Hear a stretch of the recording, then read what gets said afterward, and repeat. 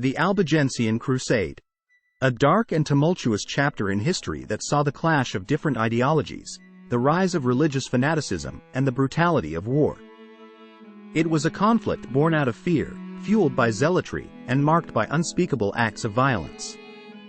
In the early 13th century, the Languedoc region in southern France was a hotbed of religious diversity.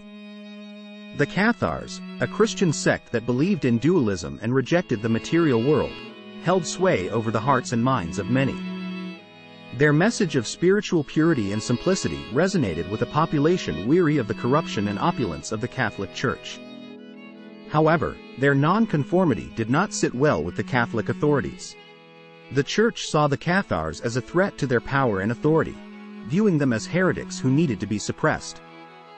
Pope Innocent III, a man of strong conviction and unwavering faith, issued a call to arms in 1209, launching what would become known as the Albigensian Crusade.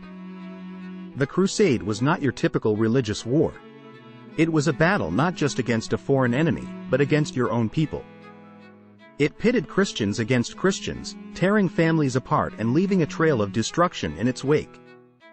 The Catholic forces, led by Simon de Montfort, descended upon the Languedoc with a ruthless determination to eradicate the Cathars and anyone who sympathized with them. What followed was a bloodbath. Towns and villages were sacked, their inhabitants massacred or forced to convert to Catholicism at the point of a sword. The once prosperous region was reduced to ruins, its landscape scarred by the flames of destruction. But amidst the chaos and devastation, there were voices of dissent. Not everyone in the Catholic Church agreed with the brutality of the Crusade. Some questioned the righteousness of the cause, while others saw the violence as antithetical to the teachings of Christ. These individuals, known as the Friends of God, spoke out against the atrocities and advocated for a more compassionate and inclusive approach.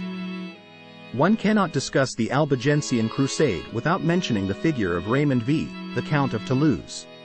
He found himself caught in the crossfire, torn between his allegiance to the Cathars and his obligations as a feudal vassal of the French crown. Raymond tried to broker peace, but his efforts were in vain.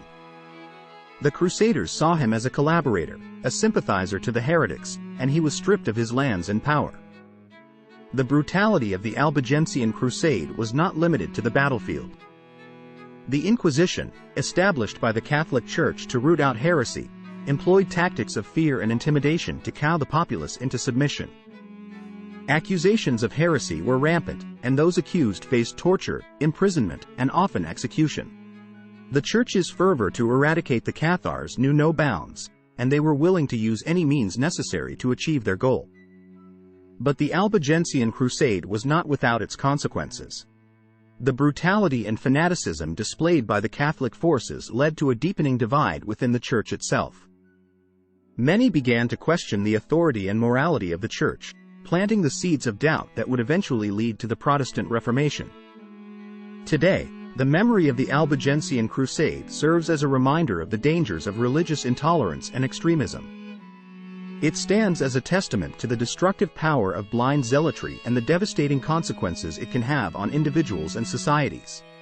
As we look back on this dark period in history, let us remember the countless lives lost, the communities torn apart, and the legacy of suffering left in its wake.